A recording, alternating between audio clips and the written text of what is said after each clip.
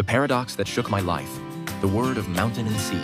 Today we will think about Jesus' words about the mountain and the sea, found in Mark chapter 11. Truly I tell you, if anyone says to this mountain, "Go, throw yourself into the sea," and does not doubt in their heart, it will be done for them.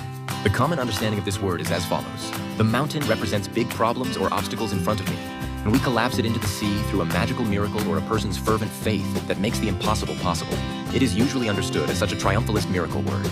But if you look into the real background of this word, a terrifying declaration of a completely different dimension is hidden.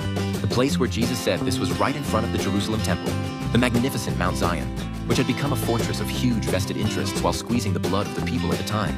It was a warning directed at the Jerusalem temple system itself, that religious mountain which seemed as if it would never collapse, through the faith of those who fully trust in God, will eventually collapse into the sea, the abyss of the empire.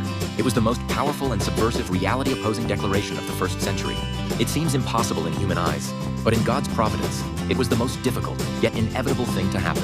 When I discovered the true meaning of this word, I realized that I was standing in a situation similar to the one Jesus faced. Mount Zion, which had become a formalized religion that could no longer save the community, being lifted. Jesus' proclamation that it would be thrown into the sea, called the Roman Empire, was the providence of God that was rightfully to happen. Similarly, I realized that the word I am proclaiming today is exactly the word of the mountain and the sea. Through the sermons of the past few weeks, I discovered a church bigger than the church. That is the greater church called the world. I realized that this world is God's sanctuary and a place full of God's glory, and that everyone living in this world is a priest of God. This is a truth I realized while working as a daycare center bus driver after stepping down from church ministry. I thought I graduated from church and entered the world, and I thought all believers should rightfully do so. But in reality, my proclamation seemed reckless and dangerous, and sometimes I felt it was even futile.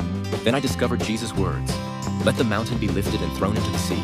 God's great providence, sovereignty, and power. I thought it was a word that only those who taste and are convinced of it can proclaim. Jesus' proclamation of the kingdom of God was in itself the word of the mountain and the sea. Perhaps the great conviction that the Apostle Paul had was something like this. The Apostle Paul also faced Jewish traditionalists in Jerusalem and synagogues everywhere. Even though he felt the strong power and system of the Roman Empire with his whole body, he proclaimed that they would be neutralized and their weakness would be revealed to the whole world. I want to summarize the experience of the past year like this. God called me out of that safe fortress of Jerusalem and pushed me onto the road of the world, which is the driver's seat of an old daycare bus. I suffered the pain of the shell of being a senior pastor of a church breaking and a gap appearing in my life. But through that broken gap, the stigma, finally, the glory of God that fills the whole world rushed in. When the mountain of religion is uprooted and thrown into the huge sea of life called the world, finally, my daily driver's seat and subway become the true holy of holies of God. I encountered the truth of this huge paradox, and I realized that our faith and religion should rightfully be like that. This is what the Lord's words that the mountain will be lifted and thrown into the sea mean to me today. What do Jesus' words of the mountain and the sea mean to you now?